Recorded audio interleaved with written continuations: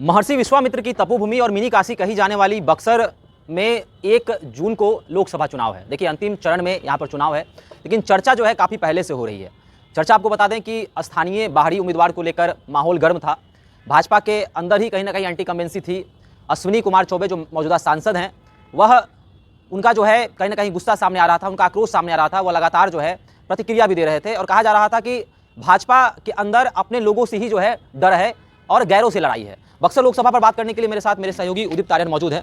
क्या लग रहा है बक्सर लोकसभा सीट, कई उम्मीदवार आ गए हैं चुनाव में। मिथिलेश तिवारी तो एनडीए के प्रत्याशी ही हैं ही, काफ़ी दिन से विरोध भी उनका हो रहा है। एक तरफ आनंद मिश्रा निर्दलीय प्रत्याशी आ गए हैं, सुधाकर सिंह राजद से हैं, ददन पहलवान जो है निर्दलीय आ चुके हैं। तो क्या लग रहा है माहौल कैसा बना होगा, किसका पलड़ा भारी है? लोग कह रहे हैं कि अब 4 कोणीय मुकाबला हो गया, ददन पहलवान भी जो है टक्कर में है, आनंद मिश्रा भी हैं, सुधाकर सिंह भी हैं, मिथिलेश तिवारी भी हैं। क्या लग रहा है? एक और नाम है बहुजन समाज पार्टी से अनिल सिंह, चौधरी, अनिल सिंह, हाँ वो भी हैं इस बार रेस में। हालांकि बसपा से वहाँ से ददन पहलवान लड़ते रहे हैं, तो हर लोकसभा सीट से 15-16 लोग लड़ रहा है, तो बक्सर कहीं पीछे रहेगा भाई वहाँ से भी। लेकिन इन 5 नामों पर थोड़ा चर्चा होता है। अनिल सिंह का भी थोड़ा चर्चा है, क्योंकि जो बसपा के कोर वोटर हैं, चाहे नमो बुद्धाय के लोग हों, जो बुद्ध को मानने वाले लोग हैं, इसके अलावा जो जय भीम के लोग हैं, वो वोटर जो है वो अनिल सिंह के साथ है। लेकिन वो बहुत नहीं है, मतलब 50-60 हज़ार 70 हज़ार वोट में खत्म हो जाता है वो लॉबी। तो इसलिए अनिल सिंह को बहुत काउंट कम नहीं करेंगे, लेकिन है वो भी रेस में, ये हम कह सकते हैं कि चुनाव लड़ रहे हैं। ददन पहलवान का आपने नाम लिया। ददन पहलवान आज के डेट में, पिछले बार 2020 में विधानसभा चुनाव लड़े थे ददन पहलवान, डुमरांव से लड़े, वहाँ से विधायक रहे हैं कई बार। 9100 वोट उनको आया था शुभम। विधानसभा में जब ददन पहलवान को 9100 वोट आया था, तो अब क्या अनुमान लगा रहे हैं लोकसभा में कितना वोट लाएंगे? ददन पहलवान आज के डेट में कोई फैक्टर नहीं है मेरे नज़र में बक्सर लोकसभा के लिए। बक्सर पे थोड़ा खुल के मैं इसलिए भी बोल सकता हूँ क्योंकि बक्सर मेरा गृह जिला है, डुमरांव मेरा घर है, तो ज़्यादा जानकारी हमको अन्य लोकसभा की तुलना में बक्सर का है। ददन पहलवान अब आज के डेट में अगर आपसे हम पूछें कि गोपालगंज में काली पांडे कितना वोट लाएंगे, एक समय बहुत बड़ा नेता रहे हैं, सांसद रहे हैं, रिकॉर्ड मतों से जीते हैं, लेकिन आज के डेट में काली पांडे का क्या रेलेवेंस रह गया? वही स्थिति ददन पहलवान की है। ददन पहलवान कोई वोट नहीं काटने जा रहे हैं किसी भी पार्टी का। मान लीजिए कि उनको 25-30 हज़ार 40 हज़ार वोट आ ही गया, तो उससे थोड़े ना हार और जीत तय होता है। हाँ, 1.5 लाख 2 लाख वोट अगर काटे तो समझ में आता है कि अब वो हार जीत के मार्जिन को बढ़ा कम सकते हैं या किसी को हरा सकते हैं। तीसरा नाम आप लीजिए आनंद मिश्रा का। आनंद मिश्रा मेरे अनुसार सोशल मीडिया के नेता हैं, लेकिन इतना काम, मतलब मेहनत काम तो नहीं किए हैं अभी क्षेत्र में, कुछ काम करने का उनको मौका ही नहीं मिला है। मेहनत वो नेता जरूर किए हैं, अब तो पूरा IPS हैं, तो नेता बन गए हैं, तो नेता कहना ज़्यादा उपयुक्त होगा। कि आज के संदर्भ में अगर पूछे से कि मेरा घर पड़ता है ब्रह्मपुर में, ब्रह्मपुर विधानसभा में मेरा घर पड़ता है सेमरी प्रखंड में। अब आप समझिए कि सेमरी और ब्रह्मपुर में नैनी जोर जो इलाका है, वहाँ पर भूमिहारों का गढ़ माना जाता है। इसके अलावा ब्रह्मपुर विधानसभा में करीब 70 से 75 हज़ार 80 हज़ार तक भूमिहार वोटर आपको मिल जाएंगे भाई। वहाँ से ये भूमिहारी ज़्यादातर लड़े हैं। विवेक ठाकुर भी चुनाव लड़ चुके हैं, CP ठाकुर के लड़के जो इस बार नवादा लोकसभा लड़ रहे हैं, हुलास पांडे चुनाव लड़ चुके हैं, तो भूमिहारी वहाँ से लड़ता है। अगर आप पूछिए कि इस बार सेमरी का या नैनी जोर का या उससे अच्छा रहेगा ब्रह्मपुर विधानसभा का भूमिहार किधर वोट करेगा, जो युवा तबका है भूमिहार का, वो आनंद मिश्रा का वोट कर रहा है बक्सर में। इसके अलावा देखिए रामगढ़ हुआ, राजपुर हुआ, इन इलाकों में आनंद मिश्रा का कोई बहुत पकड़ नहीं है, वो सुधाकर सिंह का इलाका है। लेकिन ब्रह्मपुर का इलाका हुआ, इसके अलावा रघुनाथपुर का इलाका हुआ, डुमरांव का इलाका हुआ, बक्सर टाउन का इलाका हुआ, इन शाहपुर का इलाका हुआ, इन जगहों पर आनंद मिश्रा का वोट है। और मेरा अपना अनुमान है कि इस लोकसभा चुनाव में देखिए हारेंगे तो जीतेंगे तो कभी नहीं आनंद मिश्रा। ये तो तय है कि बक्सर से आनंद मिश्रा जीतने के लिए नहीं लड़ रहे हैं, ये उनको भी पता है और बक्सर के लोग भी जानते हैं, मुझे भी पता है।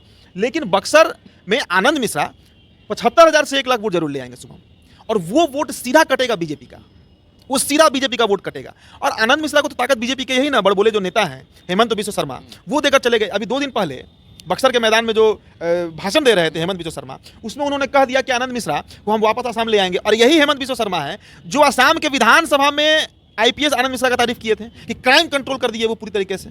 तो आप एक तरफ वो वीडियो वायरल हो रहा है, पूरे बक्सर में वायरल हो रहा है, जहां पर हेमंत बिश्व शर्मा ने आनंद मिश्रा का तारीफ असम के विधानसभा में किया था, और यहाँ पर आकर आप बोल रहे हैं कि आप बीजेपी से गद्दारी कर रहे हैं, बीजेपी से आप दगा दे रहे हैं, आपको असम वापस बुला लिया जाएगा। तो नहीं, तुमको बोल रहे हैं। तो आप बताइए कि ये कितना भारी पड़ेगा। और आनंद मिश्रा को तो आप खुद ही लाइमलाइट में ला दिए। अब तो वैसे लोग भी जो आनंद मिश्रा को नहीं जान रहे थे वो भी जान गए आपके चलते। आप निगेटिव बोले किसी के खिलाफ, पप्पू यादव को कौन हीरो बना दिया था? तेजस्वी यादव। मन से उनके बारे में जितना निगेटिव बोले उतना उनका वोट बढ़ते चला गया। निर्दलीय वो भी लड़ रहे थे, वही काम इस बार हेमंत बिश्व शर्मा किए हैं।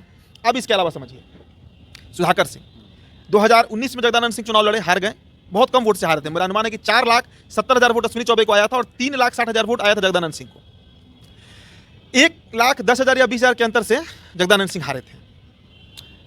इस बार सुधाकर सिंह रेस में है, अब बड़ा मजबूती से रेस में है, बहुत मजबूती से चुनाव लड़ रहे हैं। कारण समझिए, अगर पूछा जाए कि सुधाकर सिंह का वोट काटने के लिए कौन चुनाव मैदान में है, तो मेरा उत्तर है कोई नहीं। लोग ददन पहलवान का एग्जांपल दे रहे हैं। मैंने पहले ही बताया कि ददन पहलवान आज के समय में बक्सर में कोई फैक्टर ही नहीं है, कोई फैक्टर नहीं है ददन पहलवान। फैक्टर हैं तो आनंद मिश्रा फैक्टर हैं। और आनंद मिश्रा किसका वोट काट रहे हैं? कौन लड़का है जो आनंद मिश्रा के पीछे पीछे आज बक्सर में घूम रहा है? और एक और बात आपको जानकारी दे देते हैं, छोड़िए आनंद मिश्रा तो निर्दलीय लड़ रहे हैं, आनंद मिश्रा के नामांकन में शुभम बक्सर भाजपा जिला अध्यक्ष में 5 पूर्व जिला अध्यक्ष गए थे उनका नामांकन कराने के लिए। इसमें माधुरी कुंवर थी, वो देवव्रत सिंह थे, कई नाम है, अब तो नाम मैं भूल रहा हूँ। सोचिए ना, बक्सर जिला के पूर्व 5 जिला अध्यक्ष भाजपा के आनंद मिश्रा का नामांकन कराने में गए हुए थे। तो हम कैसे मान लें कि बक्सर का जो बीजेपी इकाई है वो पूरी तरीके से मिथिलेश तिवारी के साथ है? देखिए, मैं किसी का दुष्प्रचार नहीं कर रहा हूँ, ये मैं हकीकत, और वहाँ पे चूंकि मेरा घर है तो मेरा अपना जो वहाँ पे बात कई लोगों से हुआ, वहाँ के एक पत्रकार हैं अशोक उपाध्याय, उनसे भी मेरी बातचीत हुई, अक्षय मिश्रा शास्त्री हैं, हिमांशु पांडे हैं जिनका बड़ा क्लिनिक है आपको डुमराव में, डॉक्टर हैं, उनसे भी मेरी बातचीत हुई, मेरे गांव के बगल के रहने वाले हैं, कई लोग हैं जिनसे मेरी बात चल रही है बक्सर को लेकर कि बक्सर में हो क्या रहा है। सवाल है कि आखिर कारण क्या है मिथिलेश तिवारी के प्रति जो है इतना विरोध, जो जिलाध्यक्ष घूम रहे हैं, अश्विनी कुमार चौबे वहाँ के सांसद हैं, अभी तक चुनाव प्रचार में नहीं गए हैं, तो क्या लग रहा है ये तमाम चीज़ चौबे जी करवा रहे हैं? क्या वो चाहते हैं कि वह जीते नहीं मिथिलेश तिवारी? क्यों ऐसा हो रहा है मिथिलेश तिवारी का विरोध? देखिए, मिथिलेश तिवारी का विरोध 2 कारणों से हो रहा है। पहला तो कि देखिए, अश्विनी चौबे का टिकट क्यों कटा बक्सर में? अश्विनी चौबे का टिकट इसलिए काटा गया क्योंकि वहाँ की जनता बार बार ये सवाल करती है कि लालमुनि चौबे भभुआ के, उनको बक्सर क्यों दिया गया? अश्विनी चौबे भागलपुर के, बाहरी लोग आके क्यों लड़ रहे हैं बक्सर में? बक्सर में ब्राह्मण नहीं है क्या कि बक्सर से बाहर का ब्राह्मण हमेशा आकर बक्सर को चुनाव लड़ता है और जीतता है? ये वहाँ का मुद्दा है। तो बीजेपी ने अश्विनी चौबे का टिकट काटा, वो तो सही किया, लेकिन एक ऐसे प्रत्याशी को ले आया जो खुद बक्सर का नहीं है। हालांकि देखिए, मिथिलेश तिवारी का छवि साफ सुथरा है, ब्राह्मण का एक अच्छा चेहरा है बिहार में, हम इस बात से सहमत हैं, लेकिन इतना होने के बावजूद वहाँ के लोकल नहीं, और ये मुद्दा पकड़े हुए हैं वहाँ पर। आनंद मिश्रा शाहपुर के वहाँ के लोकल पर जा रहे हैं, ब्राह्मण हैं वो भी, एक विकल्प मिलाना। लेकिन देखिए, एक मेरा अपना अनुमान है कि अभी माहौल बदलेगा, अभी अंतिम समय जाते जाते तक माहौल बदलेगा।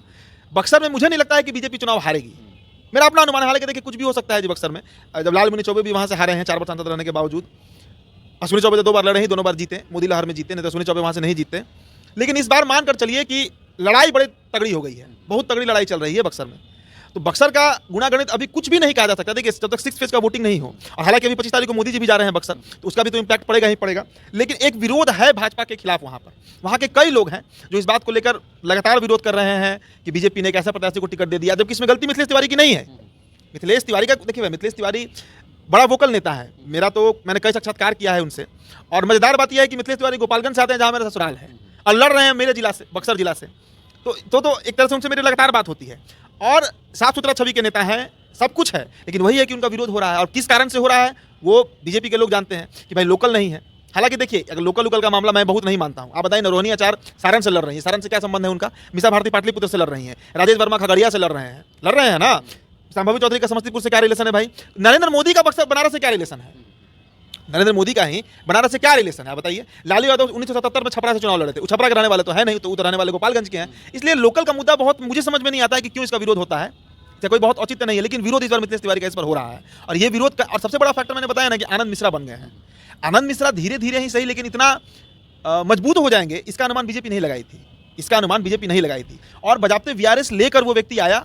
हाँ, एक बात हम कह सकते हैं, एक बात हम जरूर कहना चाहेंगे कि अगर बीजेपी इस बार शुभम आनंद मिश्रा को टिकट दिया होता बीजेपी, तो आप हमसे लिखवा लीजिए कि अश्विनी चौबे 1.25 लाख के मार्जिन से जीते थे ना, 2.5 लाख के मार्जिन से आईपीएस आनंद मिश्रा जो है, पूर्व आईपीएस आनंद मिश्रा, वो इस बार बक्सर लोकसभा निकाल रहे होते, इस बार निकाल रहे होते, क्योंकि युवा हैं। और सबसे बड़ी बात कि लोग कनेक्ट हो रहे हैं उनसे, लोग जुड़ रहे हैं उनसे। तो लोगों को ये समझ में नहीं आ रहा कि मिथिलेश तिवारी को टिकट भाजपा क्यों दी? क्या किसी का आशीर्वाद मिथिलेश तिवारी को मिला? लोग तो ये भी कह रहे हैं कि सम्राट चौधरी का आशीर्वाद मिथिलेश तिवारी को मिला, पार्टी ऑफिस में काफी सक्रिय रहते थे, इसलिए जो है मिथिलेश तिवारी को टिकट दे दिया गया। क्या लग रहा है? देखिए, सम्राट चौधरी के कहने पर मुझे नहीं लगता है कि टिकट बीजेपी देगी, मेरा जो अपना अनुमान है।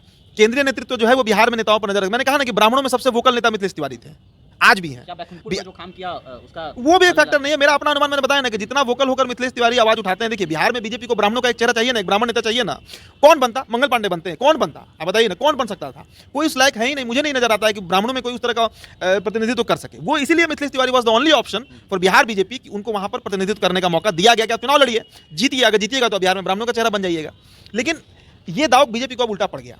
तो मेरा अपना अनुमान है कि सुधाकर सिंह इस बार शायद 2 टर्म के बाद इस बार हो सकता है कि सुधाकर सिंह जो है वो बक्सर निकाल कर ले जाए, और कारण बनेंगे वही बीजेपी का अंदरूनी कला, आईपीएस आनंद मिश्रा, ये लोग फैक्टर बनेंगे। दादन पहलवान को आप काउंट मत कीजिए कि वो फैक्टर बनने जा रहे हैं, वो नहीं बन सकते हैं फैक्टर। अब अनिल सिंह को आप काउंट कीजिएगा तो अनिल सिंह क्या फैक्टर है? बसपा का वोट वैसे भी ना बीजेपी को पड़ना है ना महागठबंधन को पड़ना है, वो पड़ना ही नहीं है। वो वोट पूरा जाएगा, अनिल सिंह हो जाएगा। तो वो लोग फैक्टर नहीं है, आनंद मिश्रा फैक्टर इस बार बनेंगे। चलिए, तो आनंद मिश्रा जो है लगातार बक्सर में घूम रहे हैं, उनके नामांकन में काफ़ी भीड़ भी देखी गई थी, और बड़े फैक्टर बन सकते हैं, भाजपा के हार का कारण भी बन सकते हैं। मिथिलेश तिवारी की टेंशन बढ़ाए हुए हैं। लगातार क्षेत्र में घूम रहे हैं, चर्चा हो रही है।